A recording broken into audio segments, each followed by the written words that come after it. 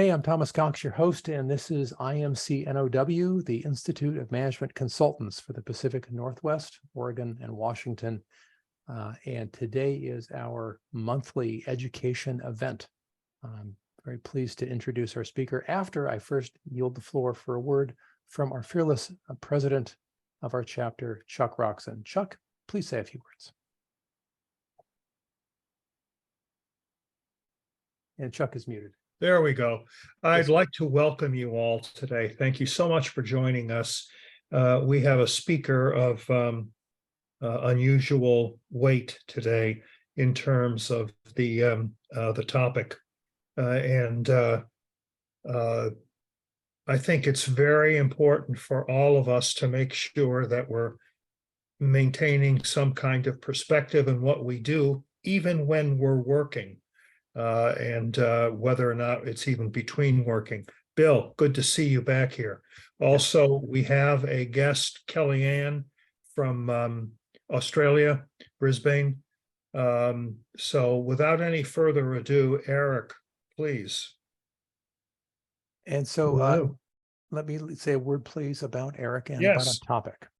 So we're all in the consulting industry here, and we know that selling consulting services requires a certain level of connection and trust, and creating that connection and trust is a challenge. We've risen to it many times because we're in the business, and yet I would dare say all of us at some point in our marketing and sales journeys find ourselves self-conscious, stuck, unfocused, frazzled, or otherwise not our own best friends. And there are ways to overcome that. And I'm looking forward to hearing from our speaker on that topic. Eric is the co-founder of the American Mindfulness Association. He has a long and storied history in sales and hospitality. And I don't want to take up any of his time with me. I want to just get straight to the juice. Eric, tell us what you're going to tell us, if you please. Thank you, Thomas. And good afternoon. It's about 5:00 p.m. here in Denver, Colorado. It's a pleasure to be here with you and to have some pre-game time with some of you in our breakout session. And like you, I also work in the consulting industry. I grew up in the meetings and conventions industry. I started in hotels, and I worked my way up from a server in a restaurant all the way into the area director of sales for Marriott for Orlando, Florida. I've worked for large major metropolitan companies around the world. I've also had a chance to speak on multiple continents. And until I achieved my greatest business success as an employee of a large company, I didn't fully burn out and realize the personal sacrifices which I made that led to my burnout.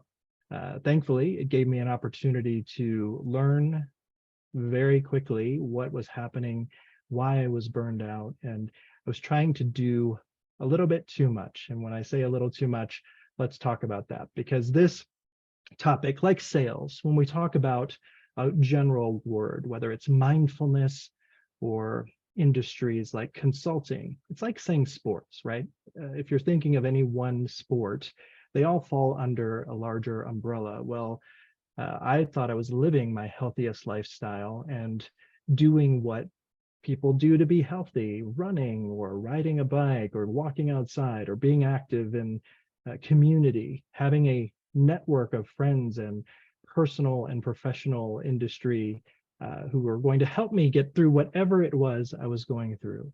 But the reality is the stress was sneaking up on me. And when I finally realized what was happening, it really took me into a place where I said, I need to figure this thing out.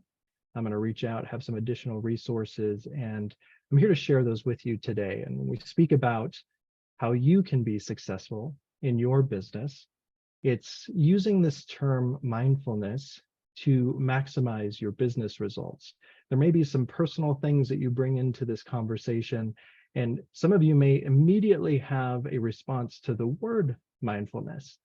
Sometimes that's very positive, and at times we've encountered many who are negative. But as we're transitioning out of that who am I and what am I here to do? I just want to share our organization, Leadership Solutions International. My contact information will share with you. If there are any questions that you think of as soon as this is over, that may happen to me, just please reach out. My CEO, Holly Duckworth, is a native of Portland, Oregon. Thomas reached out to Holly initially, who was going to be conducting this session, and had the pleasure of being double booked. So I was able to step in. We, of course, proved that with Thomas before we did that as a mindful business practice. We did not just surprise him at the last minute or at any point with a switcheroo or things like that. But please do reach out to us. I know Kellyanne and some of the others that were on our breakout initially we were speaking to were saying we're going to connect on LinkedIn, and this is a direct link to my LinkedIn. The agenda for our hour timeline, and I know, Thomas, you appreciate agendas. When we had a chance to speak prior to today's session, there's some key things that we want to make sure we're doing. I know Thomas teed them up as far as what to do in your business, how we can be mindful, to introduce a few things, give you a toolbox at your disposal that you can use. You could obviously take this and share this with your clients or customers as well. But let's take a few steps back, and before we even engage with a customer, let's talk about how our headspace comes into this. Are we saying things to ourselves that are positive? Are they negative? Are they influencing whether or not we're successful as we're thinking through part of our business transactions? So we want to make sure if we're being genuine and we're wanting to help or assist or help our customers achieve their goals, and we can come together, are we doing that in a genuine way? So we want to talk about how to build genuine connections, not just those artificial ones like AI can create. Otherwise, we'll all be replaced by robots. That's not going to be fun. How you can hear your client's spoken and unspoken needs, which I love that second one. If we're on a Zoom screen or if we're on two-dimensional side and we have the ability to see someone, sometimes that helps. Being in person and in real life, there's definitely ways to pick up on unspoken cues, but I think we'll be able to speak to both of those. How we can show up calmly for our clients who are in crisis. Yeah, this one easier said than done sometimes. So we'll certainly speak to that. I'm looking forward to hearing about your thoughts as an industry and as experts in your field on how we can help you in this area. How we can improve your conversion, right? Part of what we do at Leadership Solutions International is we didn't decide to just do this because it's our passion project and because we believe in it, which both are true. One, we want to help deliver the business results, because if there's one thing we're doing, it's not talking about this just for the sake of the topic. If it's not helping improve business results, and we're talking financials, we're talking about employee experience or employee engagement, customer experience, and of course, leadership and workplace culture, or how to increase your deal size or engagement size. If we can get all of this accomplished in 60 minutes, I think we're going to be able to celebrate with a happy hour afterwards, right? I think Thomas promised me that. So I'll pause. Any questions, or I want to make sure we have a chance to just see how everyone's doing, check in with you. I know that first part of this session was wonderful in a way to not just start right away on the dot. Here's the time you logged in, and within a minute, we're going straight into content. I do love that little bit of time there, but any questions before we get started? And you may have to unmute in order to make that technology work. And feel free to type something into chat if that's easier or convenient for you. And if anything gets typed into chat, I may ask Thomas, my chat monitor, to assist me in relaying that. Do see. No problem. Nope. So I think we're all waiting with bated breath and rapt attention for you to continue, Eric. It's all yours. Wonderful. Well, thank you. All right. So let's break this word down. Mindfulness. The very first time I heard this concept was, believe it or not, right after I won that top award in 2018. I saw magazines at the grocery store checkout, there was a thing about mindfulness. I had this awareness that something was out there called mindfulness, but I never really understood what it was because This could have been for someone else. It wasn't clearly for me, right? You think about that externalizing ideas. And we put this just visualization to conceptualize. Are you thinking about, and there was a movie recently that was out, everything, everywhere, all at once? And as we look at this graphic here on the left-hand side, is your mind full? Or are you being mindful? Here you're outside, one four-legged friend is just appreciating the sunshine and the trees, while someone walking next to that person is worried about the deadlines, the budgets, what's happening, what's my next meeting, perhaps what is on cable news and what's happening in the industry, or what's happening outside in politics, what's happening in overseas, what could be happening in my country. How am I going to be able to make my payments for all of my expenses this month? The good thing, if you are in this space of everything, everywhere, all at once, I have been there, and we're here to share with you that there is a way to take that overwhelm and bring it into a place of, we say, from chaos to calm.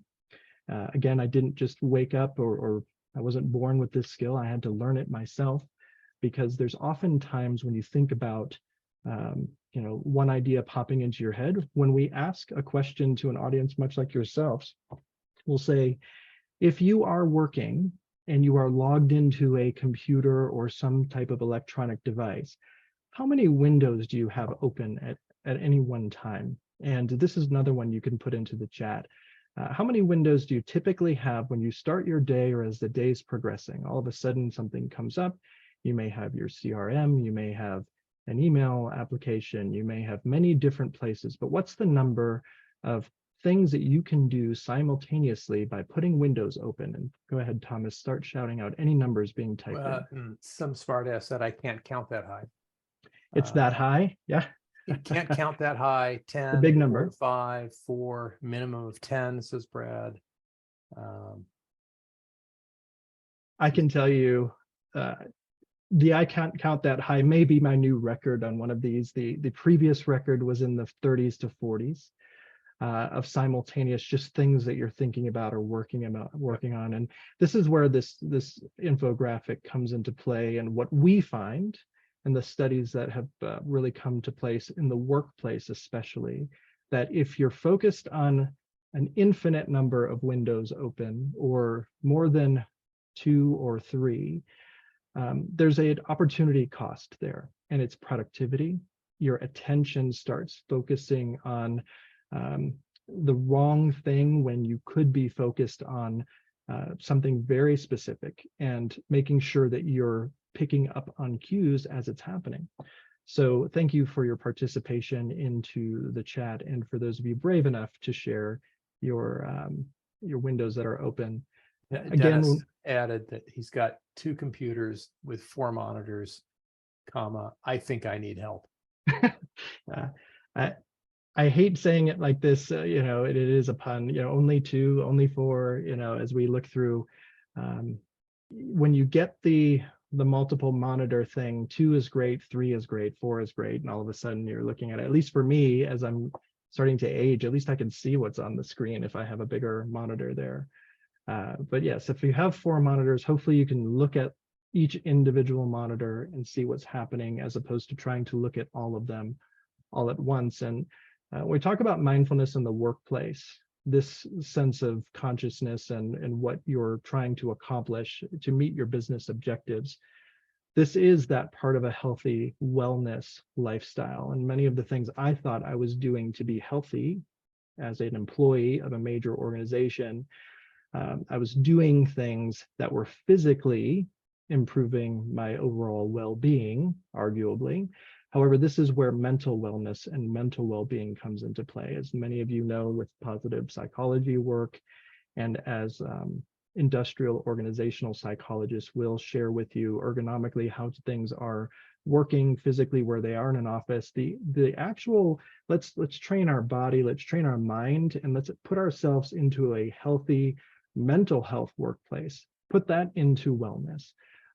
Sometimes it gets confusing because we can't always see the mental aspect of what's happening. We're focused on external stimulus, and we're also focused on maybe doing something like going for a run, eating a salad instead of a steak, or what have you. But this all goes in under wellness. And I think if there's one thing the pandemic taught us, and a very long list, is the focus of mental health and well-being is not something that is separate from the workplace. It's not separate from home. It's part of living. And if we can just roll that into how we're going to make our businesses successful, I think we'll be in a much better place. So I might have skipped a slide. No, okay, here we go. So we always like to baseline in case if anyone is new to the concept of mindfulness, there are arguably different definitions of what it really is. I will break it down into one or two words, but back in the 70s, a professor, major university, was working with terminally ill patients. And I think we had one of those on the call earlier who said, I was terminally diagnosed and now I'm no longer even afflicted by my cancer. Well, Jon Kabat-Zinn started this, really had nothing to lose. What do we do if I'm working with terminally ill patients and all of their doctors and modern science of the whatever 1970s have exhausted all efforts and have now said there's nothing else we can do? And Jon created a system and an entire branch of thinking of positive psychology, one of the founding fathers of modern mindfulness. And he speaks to that mindfulness is awareness that arises through paying attention on purpose in the present moment, non-judgmentally. And when I initially took a bite of that apple, the very first time I heard it, I focused on the very end. I was in relationships both at work and at home where judgment was just baked in. What do you mean you didn't do this report on time? What do you mean you didn't follow all of our procedures perfectly? You did 99 of them, but that 100th one you didn't do properly. I really do love the non-judgment part of this, because if you think about it, let's just take the judgment out of our business decisions, out of our personal life, and just think about for a moment, there's no right or wrong that has to be punished in every part of every life. But in its core and at its absolute basic foundation, mindfulness is paying attention. It is being aware of what's happening in all things. So if we're at work and we're logged into an agenda for the day, or we're working on a contract with our customer, or we're having a conversation with our customer. I'm having a conversation with you right now. Now, there's more than one of you, and I have Thomas assisting me, and of course, many of the other wonderful board members and volunteers who are attending. But I can guarantee you, I am not watching television right now. I am not playing a game on my phone. I am not having an instant message conversation with a friend or coworker, relative, family, friend. I'm not taking a selfie. I am here with you now, and I am fully present with you and everyone who's on this call right now today. And one, as a professional, that is a sign of respect to you. But we're talking about just being aware of what's happening around you. I will also extend an invitation that if you might be engaged in one of those other activities that does not involve this meeting right here, right now, I will ask and invite you to maybe put down some of those other things. If you are driving a vehicle, please do not close your eyes and pretend like you're not driving a vehicle, because of course we want you to be safe, and we'd love for you to continue in this practice beyond today. But when we talk about paying attention and getting things done in the workplace, if we're going to do this without judgment, and we're going to make sure that we're doing what we're saying we're going to do, how do you even know if you picked up on all of the cues that are going to help you? And I know Thomas mentioned, or Chuck, that my sales experience brought me here. As a mindful sales professional, there's MSP at the end of my name. I actually just created that as a mindful sales professional. I know there might be some copyright infringement there. Please know this is not an attempt for me to be ethically unsound. What I'd like for you to know is, as we engage in the sales practice, my CEO, Holly Duckworth, is an expert in all things mindfulness, has studied it, has earned certifications, and teaches this on a regular basis and comes at it from a secular basis, not a spiritual or religious overtone. It's about how this will help you by recognizing your attention system, how we can use our brain in a very positive way. But as a professional, and we talk about using mindfulness in sales, when I had my 90-day leave of absence after winning the top sales award in North America in 2018, I was looking online for this. How can I use mindfulness in sales? I couldn't find anything.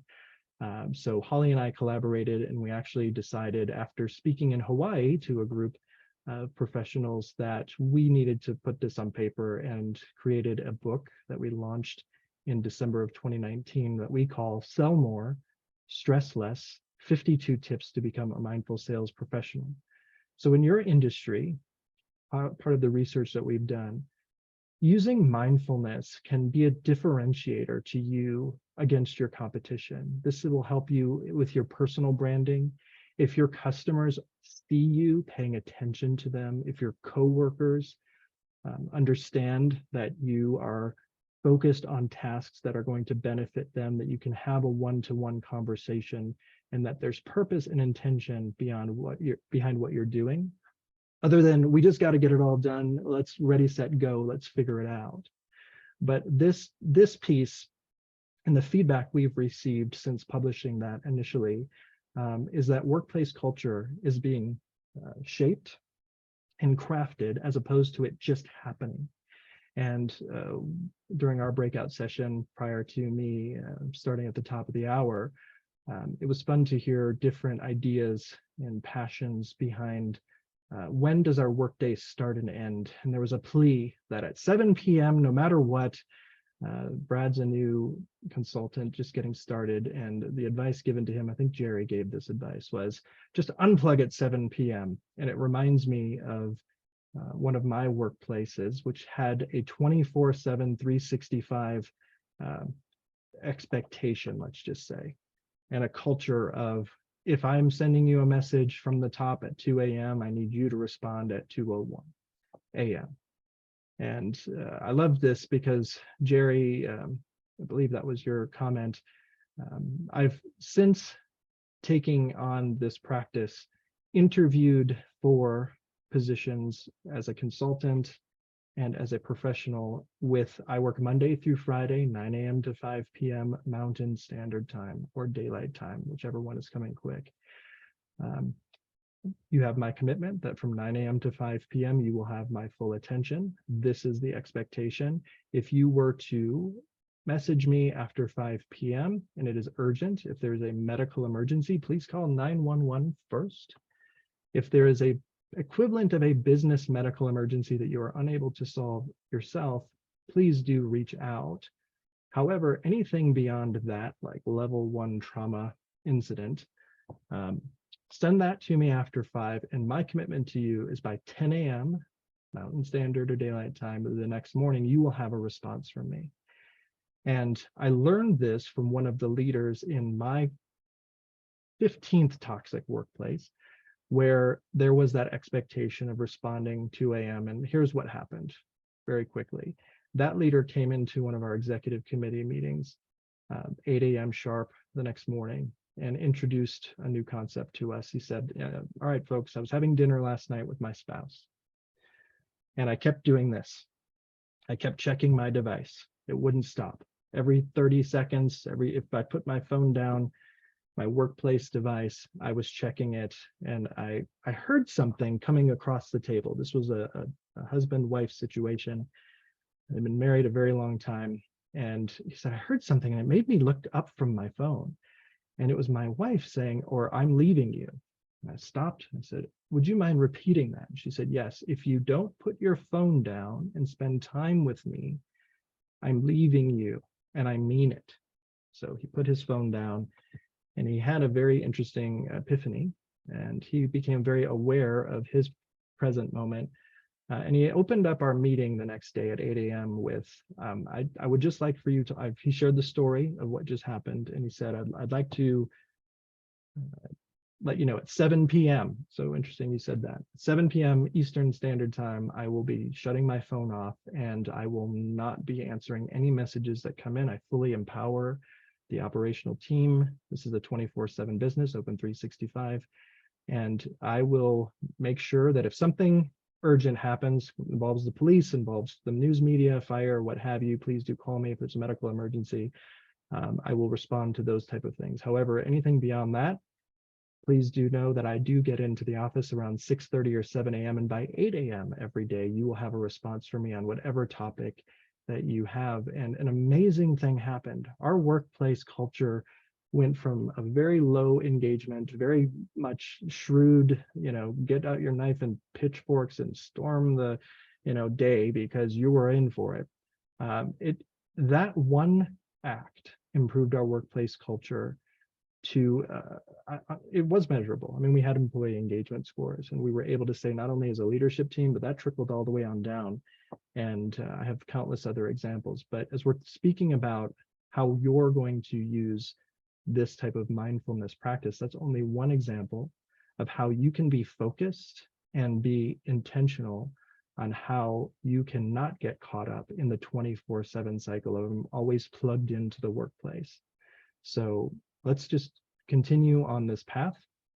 We have some, just a few benefits of using mindfulness in the workplace to build genuine connections. One, it helps you when you're not thinking about 50 other things or 100 or an infinite number of windows being open, how you can improve just thinking and how you can concentrate. As you're working through workplace relationships, how you can improve empathy and understanding if you can really hear and understand what someone's actually going through. Perhaps you, if you are a solopreneur or a sole proprietor, I always ask this question, how's your workplace culture, right? And is it good? Who do you have to blame for your workplace culture when it's only you? And let's make sure we're empathetic to ourselves as well. And we're not just thinking about, well, I have to suffer so someone else can improve, or I have to suffer because I need these business results to improve. We want you to be able to bring tension down. Tension sometimes is within yourself. Sometimes it's within those relationships, and improve your confidence. Make sure that you feel that you're speaking. When you are speaking, you're speaking with conviction because you've really heard what someone is saying, and building that genuine connection with someone does take a little bit of giving up of your own ability to do it all for all people all at once. And I do see some things in the chat, but Thomas, is there anything popping up that we should pause for in just a moment?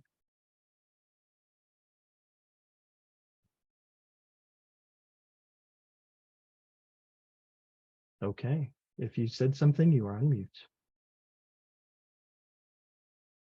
Okay, I'm just going to keep charging on. So stop me, feel free to unmute if we need to pause for a moment.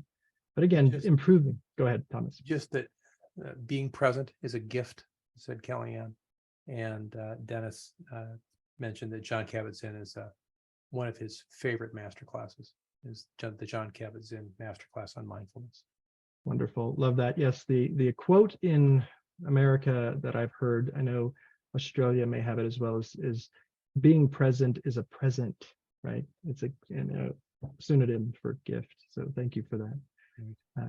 As we're speaking to improving business results, we want to make sure not only can you improve conversion of contracts. Let's say you're winning 1 in 50 deals, or 1 in 20, or 1 in 10. We want to make sure that this is a metric that by using mindful sales, you can actually improve your conversion statistics, because you're going to hear some of those cues. And one of my favorite parts about selling and actively qualifying a piece of business and using skills of full paying attention with mindfulness, there are times when you'll find there's additional revenue opportunities that you didn't even know existed. If you were just focused on like 1/10 of a project, what if you found out by learning what the project looked like, learning more about the experience, that you could actually handle 40 or 50% of it? I mean, there's really a lot more when we talk about scaling. So a couple things will pop up, questions. Okay, so why do I do this? Why am I going to do this? Someone said initially this is a deep, dense, dark topic, and I'd like to reframe that a little bit by saying let's ask some questions, and it doesn't have to be that way. It can be, and I honor and respect the depth of sometimes how this can weigh heavily on individuals. It does not impact me and my customers and clients in that way. Often we frame it up in a very different way. But what if you're just too busy to do this? You got to get it all done, so I can't stop and make this time. If I just do one thing at a time, I will never get it all done. If I only work 9 to 5, 6 to 7, whatever your timeline is, how is that going to happen? What if I'm just overwhelmed and completely in a place where I can't take on anything else? This is adding something and it's stressing me out. Yeah, I've been there. This one came from Thomas. How do I just get out of my own way? And that's a big one. Let's definitely turn the focus back inside and search a little bit to see if there's something maybe that we're doing and how we framed up how we do things that we can change. And sometimes it's just getting out of our own way so that we can use this. I've said often, if you think about brushing your teeth, is a great example. Most people do. Almost everyone that I've spoken to. It's not like you just do that once in your life and you're like, yeah, we're good here. You can certainly brush, floss, mouthwash, all that other stuff. If all of a sudden you require surgery because of a root canal, or you need some fillings or what have you, there's a support network of professionals that you would go to, and getting out of your own way if you have a hard time finding it. This is the reason why we present these type of topics. One, so that you know you're not alone, and two, so we can help give you some tools that will help improve your performance and maybe find a little extra time. Maybe it's not your whole day that you're focused on this, but let's certainly think about it. How do I sell when I don't even think the customer is going to buy from me? This is one that I've encountered often. Yeah, I've already judged my customer. They can't afford me, or they're working with, I've heard them working with EY or PwC. I'm not good enough to do business with them. Why would they ever hire me? This definitely would be a question and a thought track that might help you get out of your own way. And I would always turn it upside down and say, well, why not you? There's certainly more attention you could give a customer than a large major mega firm. How do I sell virtually compared to in person? As we're talking about picking up visual cues, these are just a few examples of why we put mindful sales into place. And of course, if there's economic uncertainty, which frankly, if you do watch the news, is every minute of every day. Whenever it's good, whenever it's bad, it's always uncertain, right? So let's begin, and I'll pause to see if there's anything else, and let's bake in some great best practices here.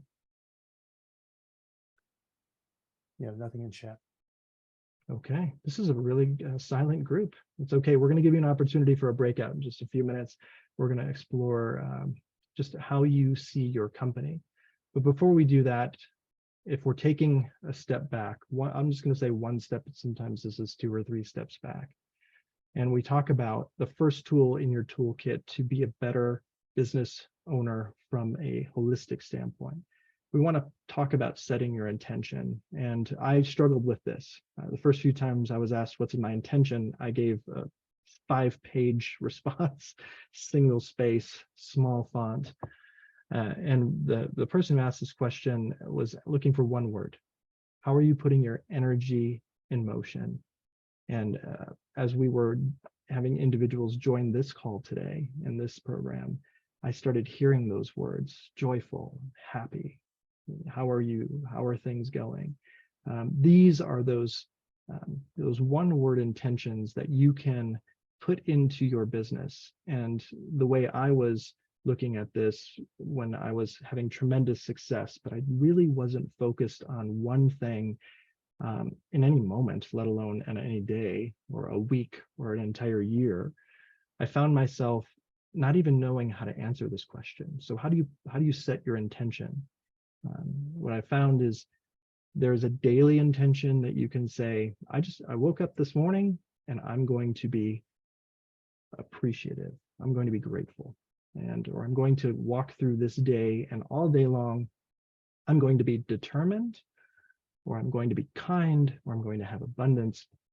But what is that one word that shifts your doing, do all day long, from the moment the phone hits your hand, because it's your alarm now, right? And to the moment you fall asleep because it's your companion as you're going next to sleep, even when there's people or pets or friends or family around you, often it's that device.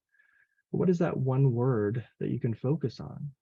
And if I thought about it long enough, the word excellence came to mind. In my career, I always wanted to display excellence. That is a very interesting interpretation of that word along the way. I always thought I was excellent in everything I did. However, that's not the case. I do endeavor for excellence in some things, but a question here, and you may be able to put it into the chat. If you had one word of an intention for your business, what does that look like? Is there something that comes to mind specifically to you?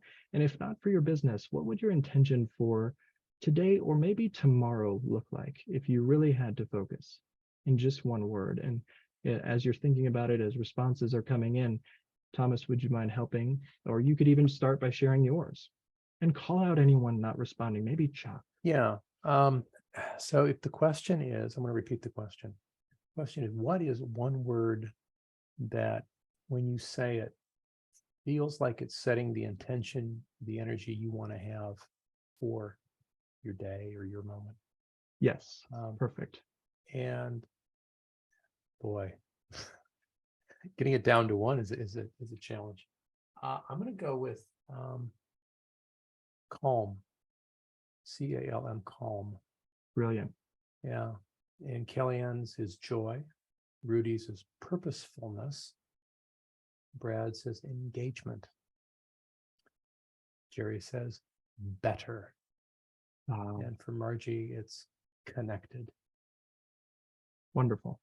Perfect examples. I didn't hear anything like hurtful, aggressive, angry, exhausted. Well, not everyone's answered yet. Perhaps that's coming. Keep them coming. We'll give it another 10 seconds. Chuck and Diane each said focus. And I think that's, I'm not sure. I don't think if John has answered. Dharma says Bill. Dennis says present. Wonderful. Best part about this, there's really no wrong answer, so we'll take it, and thank you for sharing those words. As we think about an intention for your business and how we can put that energy into motion, for me, it started with a 5 to 10 minute exercise where I thought about that and had to write a little sticky note and put it on my monitor to remind me throughout the day, or I literally typed it into my Outlook calendar or my business calendar or Google Calendar, however many calendars we had, to just remind myself before I go into this meeting today, I really want to focus. Do we have a purpose for this meeting? Why are we even having this meeting? Am I fully present? And what is the purpose and the payoff of us attending this meeting? Do we all know why we're meeting? Are we prepared for it? And as recently as 2 hours ago, I was on a meeting that I thought had a clear agenda and a clear purpose, and 80% of the audience showed up with no prep. And some business leaders might reschedule the meeting and ask everyone, okay, based on what we're uncovering in the first 10 minutes of this 1 hour session, let's postpone it instead of spending the next 50 minutes trying to get everyone caught up. Let's reschedule it when everyone's prepared. Just remind you what this purpose of this meeting was, and let's all agree that we have mutually agreed that we're all going to be prepared. How long will it take you to be prepared for this meeting within the next 7 days? Could we have this later today? Could we have it tomorrow? When will you have the time to be prepared? But using the one word intention, it could just be kindness. It could be, I'm not going to lose my stuff if things aren't done on a timely manner in a way that makes others feel poorly or deconstructive. And sometimes those leaderships, especially the old school ones that are out there, and I do loop myself in sometimes of having a lot of old school business training coming up. Sometimes a good kick in the teeth is what helps someone find if they're consistently underperforming. However, on a regular basis, the workplace culture, if you keep doing that, especially now, post-pandemic, your employees will probably leave, or your customers may not appreciate that level of engagement. But think about, how do we simplify this? And if we take a sentence down to a single word, which can be challenging, know that if there's multiple words, you can set it up for the week where, today's this word, tomorrow's this word, and so on and so forth. But as we're meeting a customer, so now that we've thought about those intentions and we've put ourselves in a position to have a conversation, and I say with a customer, but this could be an internal stakeholder, again, this could be a conversation with yourself. We all have those on a regular basis. How are we going to start that conversation? How are we going to be aware that we're starting that conversation beyond the screen is on, or we've got off the plane, or we've walked into their office, they've walked into ours, or what have you? How are we going to spend the first 3 minutes of that engagement? And let's make sure that we're centering ourselves also. Sometimes we're still carrying over that previous meeting, 2 meetings, 10 meetings, all of that other stuff that's in our mind full.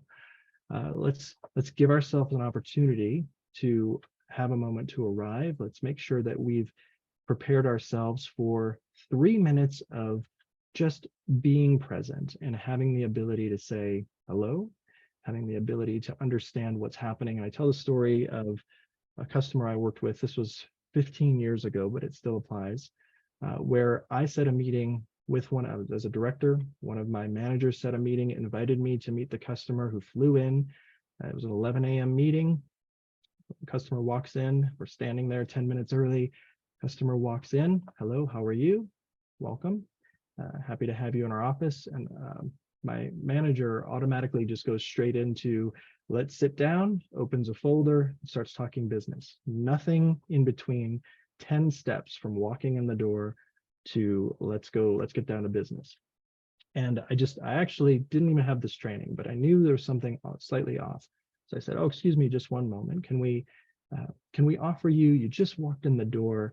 Can you tell me, are you coming here? Did you get in last night? Oh, no, it's 11 a.m. here, but I had to wake up at 2:45 a.m. this morning to get on my flight to get here. I really just need a few minutes. Is it okay if I use the restroom? And, some of those personal needs that if you just dove right in, like my manager was actively trying to do, because you know why? She was super busy and she had a lot on her plate. And this customer meeting, she just wanted to get the business done super quick so she could go back to her day. And I apologized to the customer. I apologized to my manager and said, if it's okay with all of us, please, yes, let's postpone this for 15 minutes. Just get yourself situated. Maybe you have to check on some things, but certainly, would you like something to eat or drink? Can we satisfy? Did you even have breakfast? Oh, I didn't even think about that. We turned our 11 o'clock meeting into a lunch meeting that went for an additional time of lunch, because even though our meeting was 11 to 1, she was going to block lunch after that. We were able to take advantage of the lunch part of it. But just that little bit of humanity at the beginning of a meeting. You don't always have someone flying in and waking up at 2:45 in the morning. But sometimes we forget ourselves and we get caught up in the day, or we caught up in an instant that we're live. Our meeting started right now. If it's on our calendar, we're expected to perform. We always say, try to have that moment to arrive, take a deep breath, check in, see what's happening. I've had leaders of business, customers say, I know we had this time scheduled, but I just got a call. I have a family emergency and I want to have this meeting with you because I made this commitment, but I'm not even present here. I can't even get my mind off of what's happening at home. And I really need to, as soon as this meeting's over, well, I'm going to go take care of that. And of course, that changed the meeting. No, please go take care of that family emergency. We'll make sure we either reschedule or we'll take notes for you if there's others in the meeting. And having that moment to arrive gives you the opportunity to build a more genuine connection that's built upon more than just the business side of it, the transactional piece, the AI, how do I get this done? Well, if I can just put it in a computer and let them spit it out, why are we here? And usually those AI things, if it's a movie, it doesn't end well. There's usually some sort of Armageddon at the end of it. But we want to make sure as we're centering ourselves, you could, if you're a visual learner, picture yourself, maybe you're a tree that's firmly planted in the ground. You've arrived at the meeting. You have done some pre-meeting discovery, we like to say, of where you think the meeting might go, but you're leaving a little space open to be flexible in case there's something you just don't know about. As we talk about price or, things about how we negotiate, are you in a position where I don't have time, but if they take my price, or I'll discount it 50% if that's what I have to do, but I'm not going below this specific price. that could be one way you go approach the meeting. However, I usually go into it knowing my price, but I also have a very open mind on how a customer's resources may look a lot different than I ever thought. Many times they're larger, smaller, but rarely right on the money of what they told me before we even had the meeting. But as we're building those genuine connections, make sure that you're using those leadership characteristics of honesty and having an opportunity to recognize if you're looking at yourself in that moment to arrive. Are you clenching your shoulders? Do you have a ton of tension? In Las Vegas, we had a 8,000 person event that we spoke to and had a very small group come in for one of our sessions and said, you know, before this meeting, I didn't even realize how dry my mouth was. I haven't had a drop of water all day today. And immediately there was water in the back and we made sure that was a thing. But, you know, if you're not even paying attention to your own self, your physical well-being, you're just there for the meeting. You got to get the business goals done. That could create some tension that you don't even know you're bringing into that meeting. And all of a sudden you say something, or you're just, your sharp response is not as intentional in a positive way if you're just reacting to something that happens during that meeting. So again, pause to see if everyone's okay. And then I want to go into the next section. I know we're on time here and we've got about 14 minutes left. So this next section I'm going to cover for 2 minutes. We're going to do a 3 to 5 minute breakout and then we'll come back. And as we're moving forward, I'll let any questions that come in, Thomas, just interrupt me if something comes in. Nothing But the so second, Kellyanne had a rhetorical question in your story about the person who got up at 2:45 that where's the coffee? That would be my question. yeah, totally. And Eric, what size breakout would you like when we do the breakouts? How many people? I would say a third. Let's try to get three. Three And groups, we'll go from there. Yeah. Yeah, thanks. Great question. So quickly, I'm just going to frame this up as we're qualifying business. So let's say those first few minutes have stopped and this is a new customer interaction. This may even be a repeat customer interaction talking about a new order. Every single one of these meetings is going to get a little bit more, just 5 things that will help you. If you ask these questions, they will give you a better opportunity to build confidence in when it's time to propose pricing or services or goods that are being offered. And those 5 things include the needs. I know we're talking spoken and unspoken. This could be the written RFP you've received. Someone called you, I need consulting. Someone told me to call a consultant. Okay, well, what would you like to be consulted on? How can we help you? Let's define that a little bit better. What's the decision-making process? And if you don't have a better way of asking it, I say just ask it. You know, are you making the decision once we decide? Are you asking this on yourself as an individual? Are you asking about this on your organization? And if it's your organization, who's the decision maker and when are they going to make that decision? How are they? Is it a board? Do you have to have approval from finance? Are you the catch-all end-all? Are you the approver? Is it by committee? But what's that process look like? Are you considering anyone else, competition? Of course, we like to think we're the only game in town, but the reality is you want to make sure that it's better for you to know upfront, if possible. If your customer trusts you, they might give you a comprehensive list. If you've just met them, they may not even give this to you upfront. But it's always good to ask, are you considering anyone else? Or who have you seen? You know, if you know your competition, you may be able to leverage some of your differentiators like mindfulness, for example, like your professionalism, like your ability to deliver extraordinarily great results and how that works. History, is this the first time they've ever looked for a consultant or do they hire them regularly? It's always good to know if this is the first time. It might be a little rocky or bumpy as they don't really understand what to expect. You may have to explain a little bit more on how things go just for the nuts and bolts of the consulting. If you're being influenced or if you're also working through any part of this business. And then resources. We don't say the word budget here, the B word. We don't say the word currency. Resources could be trading. I'm a consultant, I'm an individual business, and I do oftentimes find ways where if you don't meet my budget expectations, we could find other ways for compensation. Travel is a big one, right? Making sure there's different experiences. If you're didn't know there was sponsorship that was beyond the organization's ability to pay or have the ability to give you a like dollar for dollar experience, where you might not see this as pure currency, although we do prefer to operate in whatever currency fits the bill. But these confidence building questions for you, if you just stick with these 5, there may be others. I do put in is there anything else I may have asked you that you haven't been able to give to me? That would be very helpful. Needs, again, is more than just, I need to hire someone for 6 weeks and I have $400 to do it, right? Okay, well, let's pause for a minute and see if that makes sense for either one of us. But what does 6 weeks look like to you? Is that a 20-minute check-in once every 3 weeks? Is it once at the beginning, once in the middle, once at the end? I might be able to come up with that. But to the point of go a little bit deeper than just, all right, taking at face value, you might want to go with a little bit more of the why behind some of those things.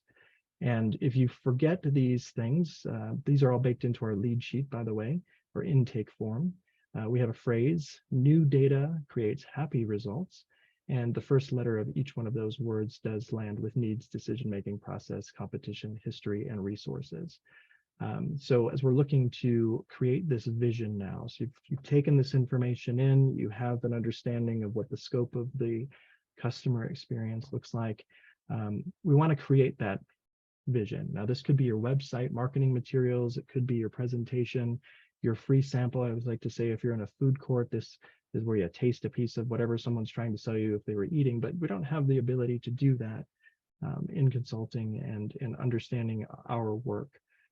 But if you were to think about painting this picture and how you would create the vision of a successful customer engagement, this is an exercise we do regularly. We want to know if we're doing business and we want the end result to be perfect or a success. How can we, before we even enter into our experience with a customer, how do we visualize that? And in sports, you think of the player making the perfect shot, scoring the winning goal, or whatever it is.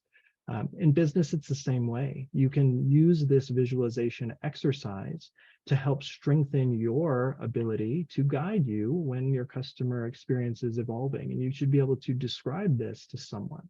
So as we go into our breakouts, here's our task. And we're going to have about 3 to 5 minutes to do this, however long Thomas gives us. What you visualize, you actualize.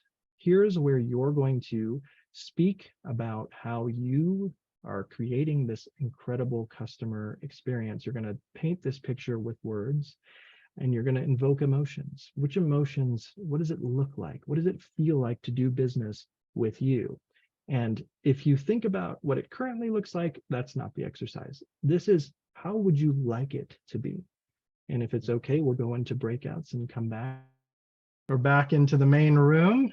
Thank you. That was quick. Sorry about that. No, all good.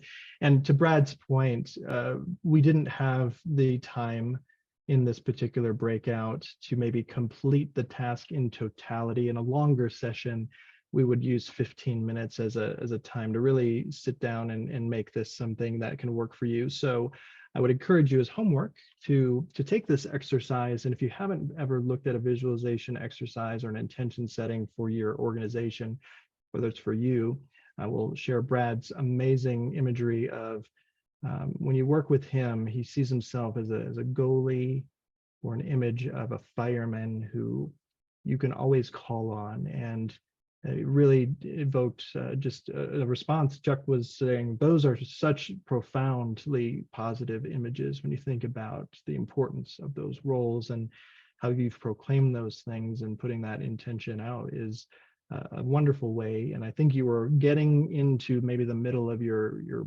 visualization there and your vision exercise. But just as you're thinking about it, if anyone would like to add into the chat some of the best things they heard, I think that would be a great way to move along. And as we're wrapping up, because I know we want to keep this on time, I want to make sure I'm sharing my screen again. I apologize. I think I was sharing it during the breakout, and I want to make sure I'm sharing it now. Can we see this again? Mm-hmm. Yep. Okay, perfect. So last but not least, how do you show up calmly when your customers are in crisis? And I know you could chuckle and say, well, you're going to cover this in 3 minutes. Well, yeah, of course, we can't completely show this But if you're just thinking, I always say, as I was thinking about this presentation, you sometimes have to meet your customers where they are and then bring them down as a de-escalation. So if all of a sudden you're always on a call, you know who this person is. It could be a family member, friend, coworker, customer, where there always seems to be a crisis. They always need a fireman because, or a fire person, firewoman, whatever, because they're always on fire. Well, let's start maybe with that, but maybe throughout the experience, we're not adding fuel to the flames and joining the madness of it's on fire, so I'm on fire. You don't have to be on fire. You can be wearing your personal protective equipment and walking into that meeting. And if you have to visualize that, I've worked with organizations who use things like a firefighter helmet as a reminder that they've purchased, whether it was a costume or maybe they found one somewhere online, as a reminder to themselves. Sometimes the team member wears one of those to say, okay, I'm putting out fires as a signal to the rest of the team, or maybe even just to remind yourself that that's what you're going through.